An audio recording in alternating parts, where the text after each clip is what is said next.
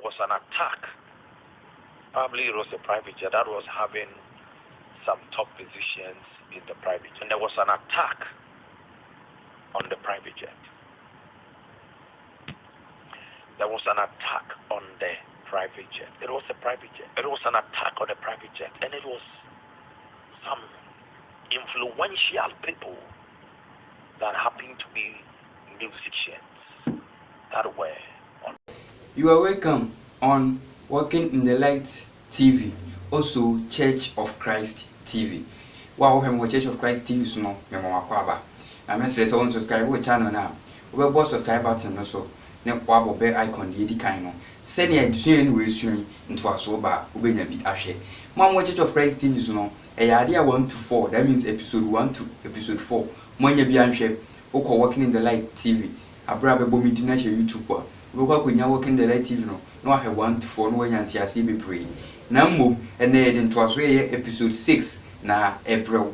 Na mesre say on subscribe to channel na obe subscribe na de ye bia wanya nimdie bi e wo twere konkron nim. Efi se twere konkron no e na ye ne wo ye de esua ye hye ase.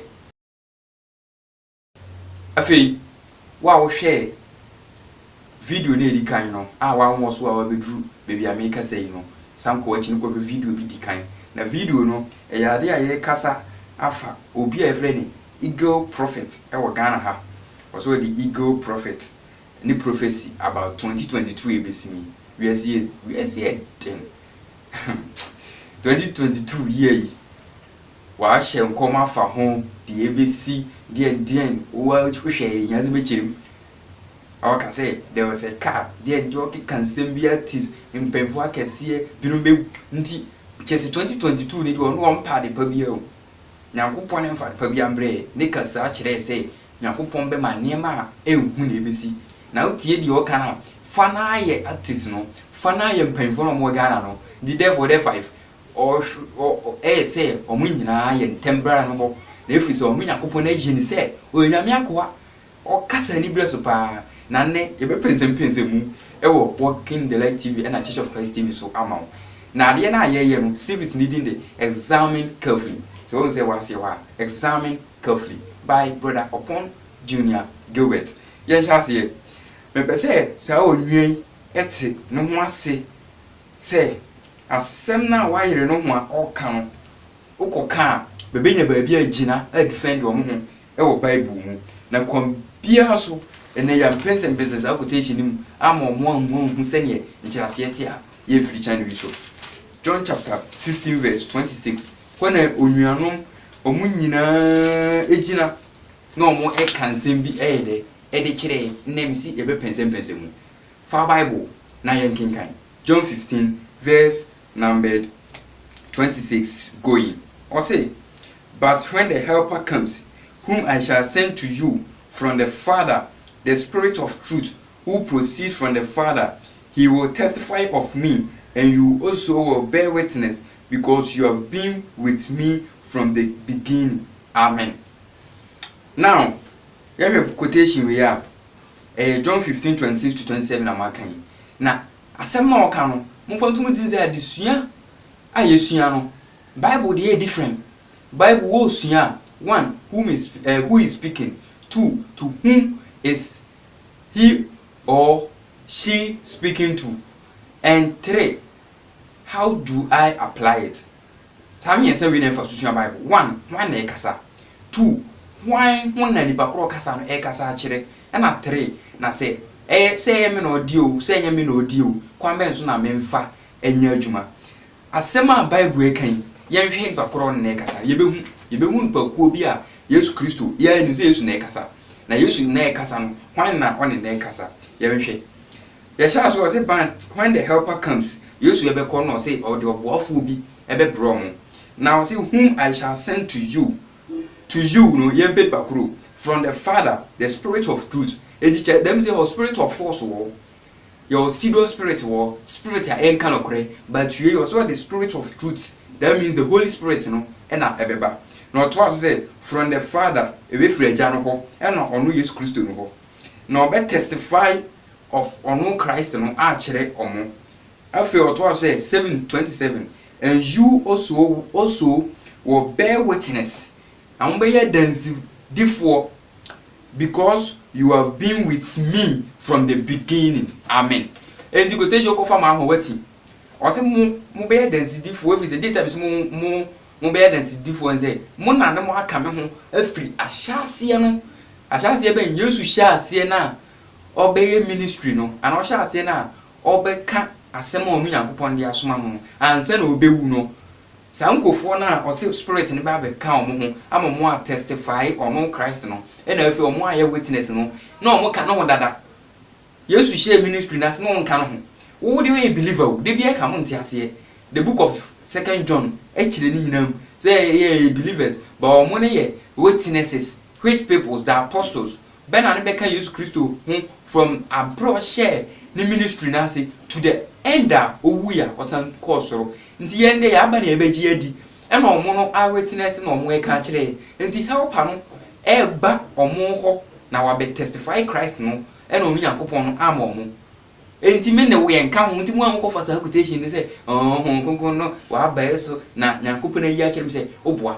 sa quotation na mo fa no to the apostles no because omo na no omo kan Jesus Christo ho from ashase ye to aso na sa quotation we na nko na ebe pense mu afi chapter 16 John 16 verse 1 here be shasi these things I have spoken to you that you should not be made to stumble sanse we are me ma ka kire mu you na wana me ana Bible na ekita ni omo ano na onwe kasa ono na eso hwehwe na say you should not be made to stumble you ben no me say so ba ode yento aso they will put you out of the synagogues o mesrew o synagogues Ghana maimu atiye se wo hwe me Ghana bi wo ha and what wona wo sun Yakopon fi so sun Yakopon mrebe na bedo koto out of synagogue mrebe enti asorda na omo be kwa amo e kwa kire no bo ni jiwfo ne mpene no na omo e pa mo fura abo asorda na nim enti asem o kan omo ho samre no e na Bible no Yesu Kristo edi enya me ne wo enti ngoji wo spirit helper bi ama ho e kire say ni wo konkra o the next episode ye be pesa ade no abru nka say ni e pa ese enje nkukundi ye say sa nkom share na say asem na Yesu Kristo e kan kire nipa e wo Bible ha no hefo ashase verse 15 26 27 you so the apostles no verse 16 na mutafa John 16 ono so na yehun say o sisa nkofo no o de on beto out of synagogue so mo kono mo ka asem na fa Yesu Kristo mo ko testify Christ na kire o mo a on be put you out of synagogues meanwhile so tia synagogue bi ania yento aso yes the time is coming that whoever kills you will think that he offers God service mrebe na yekun don't you know say the apostles no ye chi omuku omo John was the last apostle or no one kasa nyini buye chese apostles no yekun omo hazardly yekun omo in a hazard manner chese woni gusto ne ye obibi anse na yekun nti asemwe wo atia yakun na be wa na bewu o papa tutim enti sa ankom hyewe na asema Yesu Kristo e ka so de help an be bro mu enye tumi ne wo omo ba be omo hu Yesu Kristo from ashase to the end okoye e na ne ode na ehefo only the apostles ba wa ka disciples na aka ne bia na omo nka ho afi what I say and these things they will do to you because they have not known the Father nor me but these things I have told you that when the time comes you may remember that I told you of them. Amen. O say sansem we ya ma ka kire mu we ebrofo NP. These things I have told you past tense meanwhile fe na yeso ye kenkan. Enti asema no ka kire obinum dada. Na sansem no ka kire binum dada no ka say me ka kire asema ma ka kire mu say eba na ye de ye mo be kai say me Yesu Kristo ma ka kire mu. Meanwhile ye de ya betena kire na ye kan. Nti ya hu dada. Ba we do say si ono mbe kai so ka kire mu. Ba ye de ya kan mi nu abom. Enti anyame no kola no de na mum or the apostles nti for two things John 16 Holy Spirit prophets na Christ many nyina enye to me or you but to the apostles no ena ne ono mo kasa odi saa helper no ebra omo. Now say when the times come, you may remember that I told you of them. Bebe kai so catch omo. And these things I did not say to you at the beginning because I was with you. Na same way man kan kire mo asase fitane me kamo ho. Wo Yesu be no ka ho. Asase be nso na no oba ya no ka no ho. Ye no nde wa ba akodada wo na ya ba na ejini di. Nti quotation wo kan hu ze yen no de. Nti John 16 helper no commission na e Holy Spirit na Yesu e ka no. Eye to the apostles. Woni man ne fineko. Ma ka kire say eye to the apostles but enye to yen a Christopher a yes ye believers. Ye de ba testify no mo atwere no Bible no. Enti ne nkomhye bembie na ese eje. Nkomhye bembie. De oye ne say 2022 de besi na na. Nti onu de besi na ni Bible. Fatu tim say abrabom niema no aposomfo kula hu. Abaifo hu. Abaifo mu hu de esi kina. Enti sa no ye be da different between. Ni nyina say Nyankopon ne nche sa nkomhye ni bi. Abrabom nkomhye say de besi kina die no. Enne onfa sa de ni bi. Ne de ehia be me nkwa no ene Bible no kan ho tenase. Ujinya media abaifo etu nyo hwe.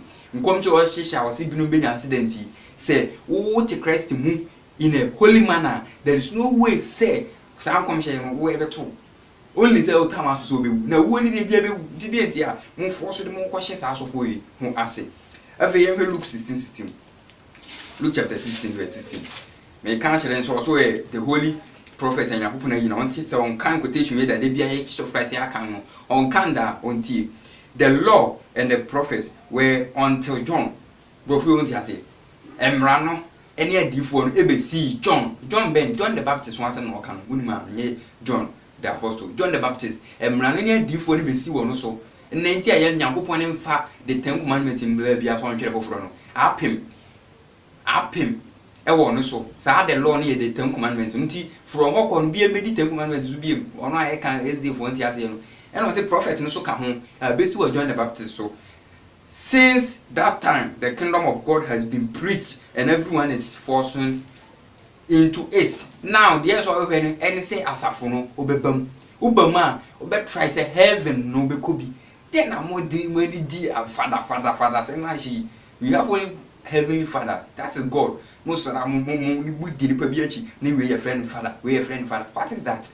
Enti adifo no apem o John the Baptist so ye kokan mo kokotu mokoka agabus no asem agabus no e prophet wa asafo ni mu na omo ne asem a omo de be ma asafo no ye de ne ye nya no nti ye nya wie there is no way so wo pebiem nti first Corinthians 13 verse 8 say enkom hye ebegu kasapodo ebegu efi say de ne eye no ebeba wie there is no way say okope fufuro bia de be kan Bible no nti ye hwe asem ikafo ne fa nko me tro say sa omo no New Testament prophet no so ha say na ensusie na ono so esi wo John so the Old Testament prophet any mu words no esi wo John so and the New Testament prophet any mu nsem anya popon peso de mani pan so esi wo John so sa John ne John the apostle na yenkane Revelation chapter number 22 verse number 18 or say, for I testify to you, that is John,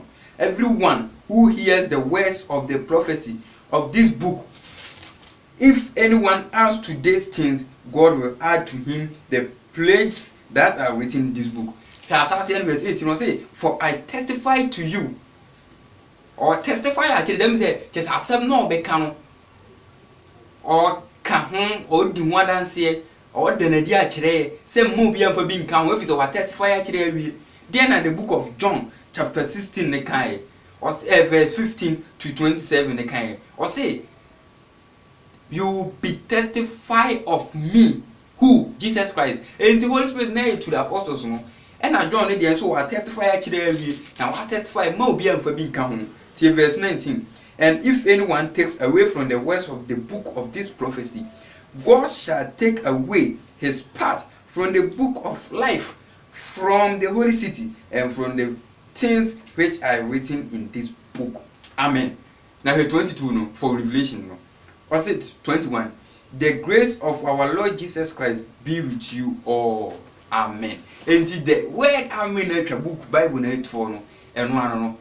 There is no way say also call for big can so the big can one no mean na opabra ho na aba no be yi bi free say Bible say atwam no adifu sem ne nkomhye sem no atwa no so ba still sha o say obeyi udin afri enkwanwoma na enkonkono kuro konkon emu. That means the holy city in the revelation here heaven.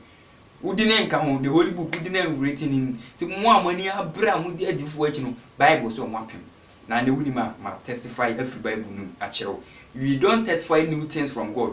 We always testify it from the Bible because there are witnesses in the Bible, and these people are the apostles. Now we go to Messiah Abishao, Walking in the Light TV so, and a Church of Christ TV so, our next episode. Subscribe, ne share, ne like, ne leave comments. Say the next time, fufrobia once I become. Now hope on income. Never send in the papa for the examine carefully, Abro. Bye bye.